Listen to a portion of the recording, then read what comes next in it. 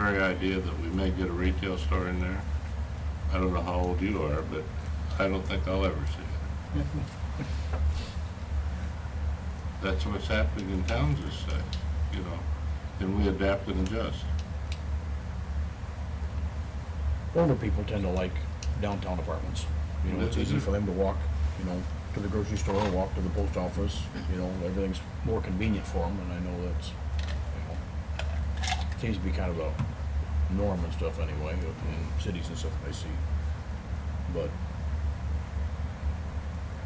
you know, we tore down 2 buildings that had sat a long time, you know, and not been used. And this is gonna, you know, increase the tax base, and that's always important. Is this a 2-story unit? 1 story. 1 story? Geez, I just can't figure out how there's that much room there. I had Kurt real quick go down, and because I knew that that would probably come up as a potential issue, and he looked at it, and that's basically the whole green area, green space, as you guys understand it without going out there and surveying it. Right. Is that this would take the entire green space inside. And that would be garages also in the green space? Everything. 4 side by side in the back end. It's roughly 96 by 48 is the entire green space. So this development doesn't have any offices in the front? His comment was, it can be offices, it can be apartments. Yeah. Yeah. He said if it's offices, then he would have to try and figure out a way to find somebody to fill those offices, and it'd be tough. So I think Or a if fourplex, but You know, there's been a lot of good things going on in Main Street right now with people buying buildings. You know, and I think we've had at least a couple buildings get bought that were empty by other people that are already on Main Street, but still, Of course, for $1, things do sell. what's that? For $1, things Yeah, do sell. yeah. That's like. No, but I mean the Whittlesey building, you know, and the old DeMolay building, and I mean they're being purchased by other people. And, Worthington. yeah, Worthington's, and the Sisters expansion for that matter. I guess I wouldn't be definitely opposed to it if there was a couple some office space on the front of it. I hate to see just apartments put in there. Do we need offices? I mean, that's another. Well, point. probably Do we not, need offices? but I guess. he'll own them and he'll have to rent them out. Right. I mean, It's the only place to. I'm willing to think about anything, guys, but, That's what I'm thinking, is if you're gonna put retail in, that's the place you're gonna put it. So it seems like there's a lot of places to put apartments. But on the other hand, how many times do we have somebody come in and just say, hey, I wanna put a $300,000 building in town? You know, so maybe talk to Kevin a little bit about what his schedule's like. I mean, is he talking about getting going on this in the spring? Is it, right now? I mean, that I can't answer. Knowing Kevin, it's always you know, it's always next week. yeah, that's what I was figuring. you know, the other two said he's looking for offers we had on the Sol Studio building, you know, I wouldn't think either one of those businesses need a lot of space. But if there was a couple small offices there or buildings there for retail, that's a possibility. But I just, this is my own mind, I hate to see it just go to apartments, totally into apartments. The one comment. That's just my thought. The one comment Kevin made was regarding the potential income for the office space versus potential income for apartments. The apartments go for much better values than Oh, the sure. office space, and they don't have as much vacancy. So I think that if this is office space, obviously that's how the code's written, and I'm not arguing against the code, but if it is office space, I don't know. I mean, I can have him come back and talk about it again. He just wanted to see if it was even going to pass first blush. But I don't know if the amount of income that could potentially be earned by the building would justify the construction of the building, because the office space that in town goes for a much lower value than what apartments go for in town. So it's more prominent priority too.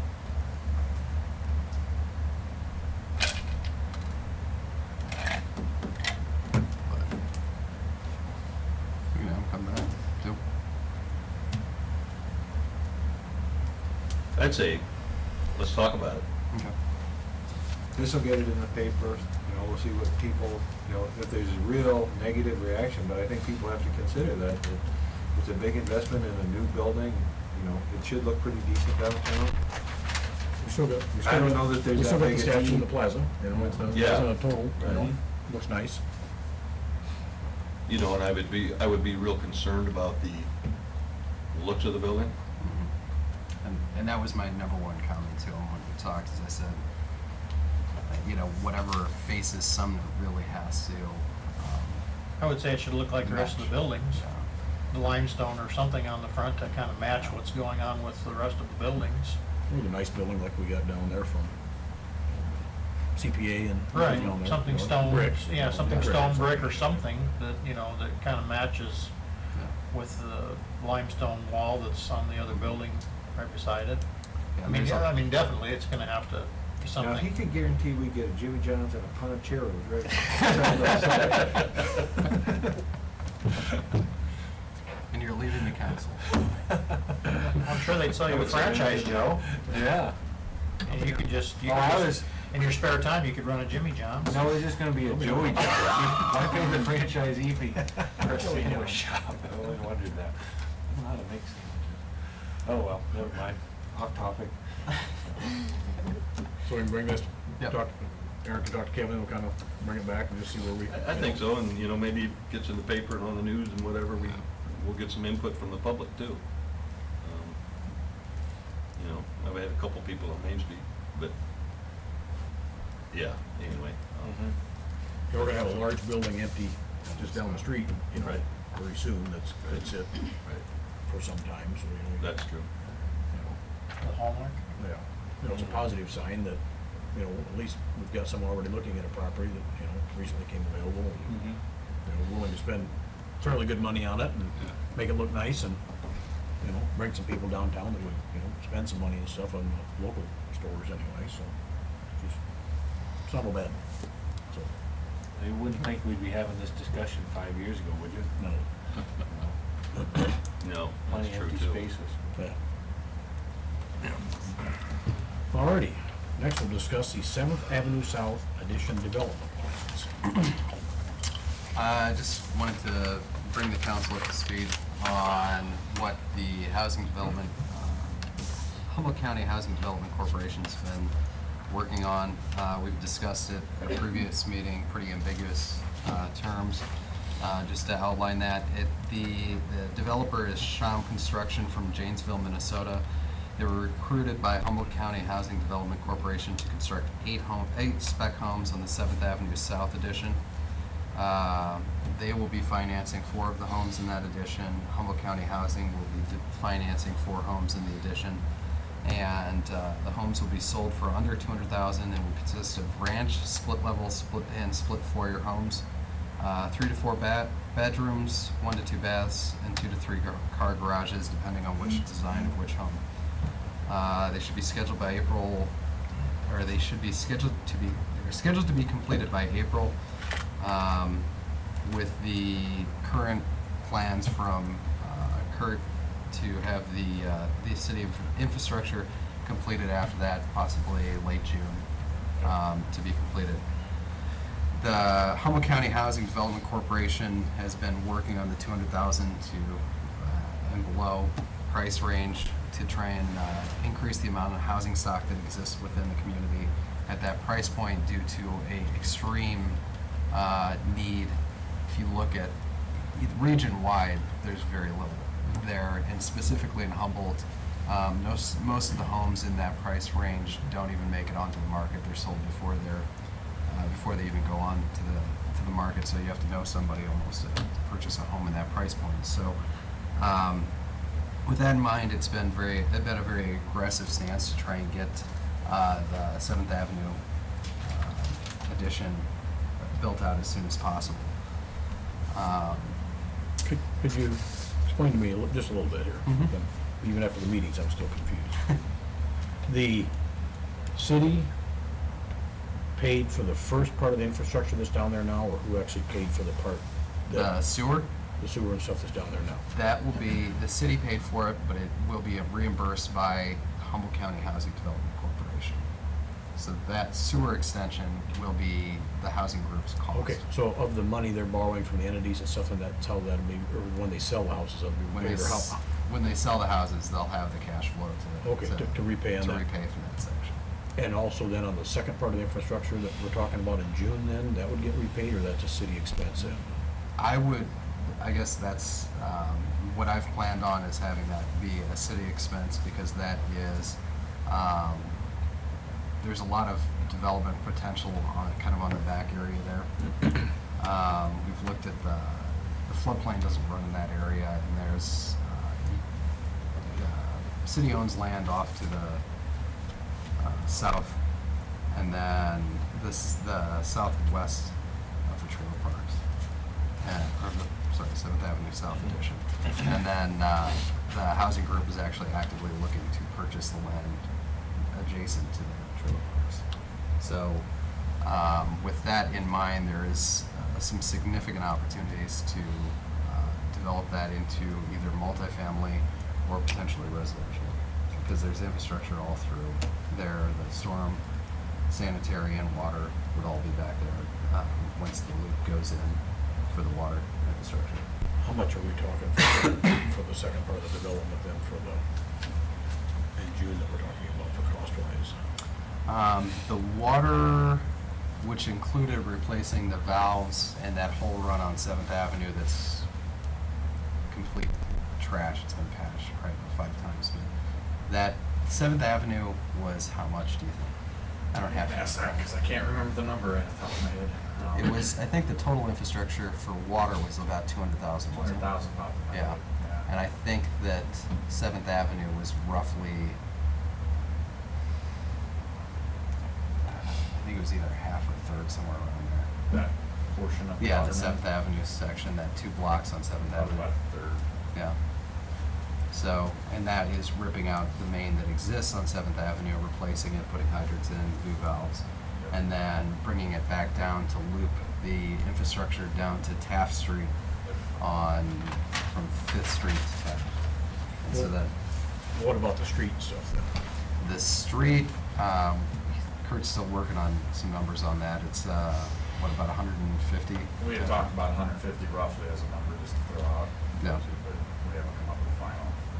Because that's kind of a seal coat street now, isn't it? It's Right It's now gravel. it's just gravel. gravel kind of, Yeah. okay. If you want to call it street, you call it that, but it's just gravel drive. is all it is. Now, would it be expensive to the people that live on the street then if we put a new street in? That's gonna be a free street for those people.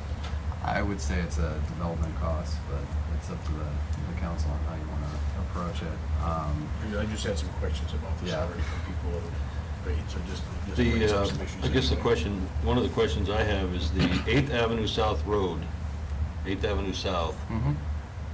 is that just the old driveway that comes off of 5th Street and it's gonna loop through the development? That would be, no, it would be a cul-de-sac off the back end. So that would come in. Coming off 7th Avenue or coming, no, it can't come off, it's gotta come off 5th Street. Coming off Fifth 5th Street. Street. 5th Street to the west with a cul-de-sac. Correct. Mhm. Okay. And then that could be developed further, right? Yeah, 'cause Than that's- city property.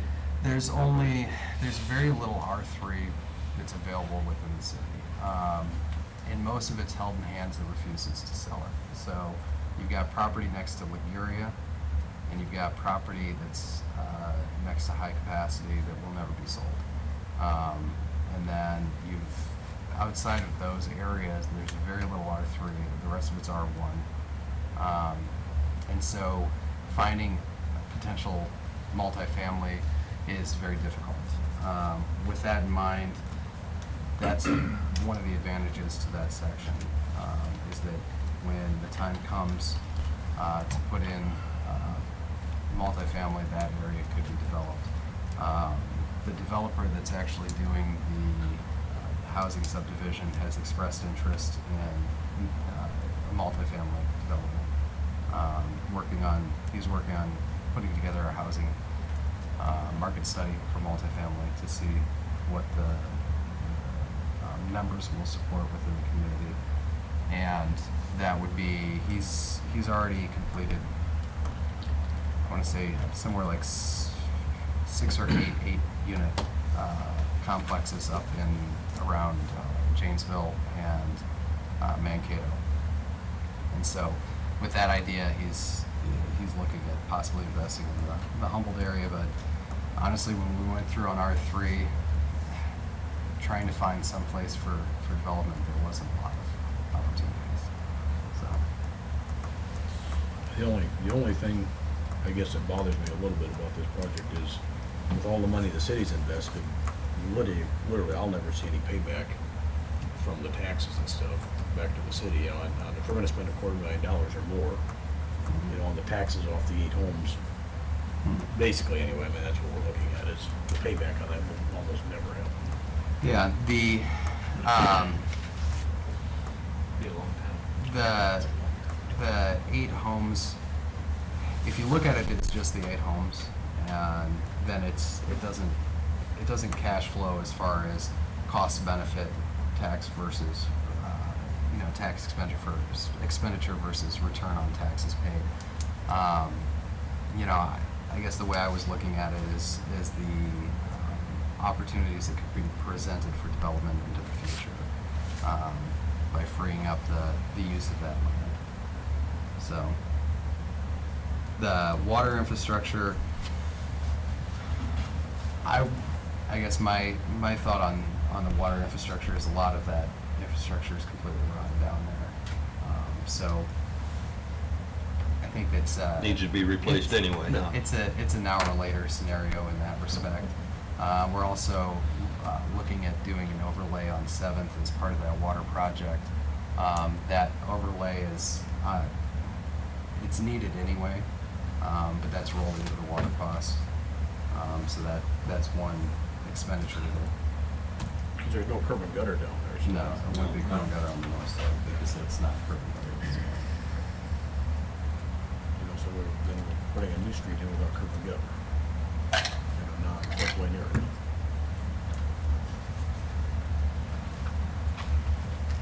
Things to think about. No, it's a good project for the housing and stuff. I'm just concerned how much money the city's invested in it for the project. The problem that we run into with under 200,000, I mean, you can't look at I mean, you can, but to look at it as something that's going to have a direct, return like Eagle Ridge is the only thing that's going to cash flow in a community like this, because you got to build $300,000+ homes to get enough return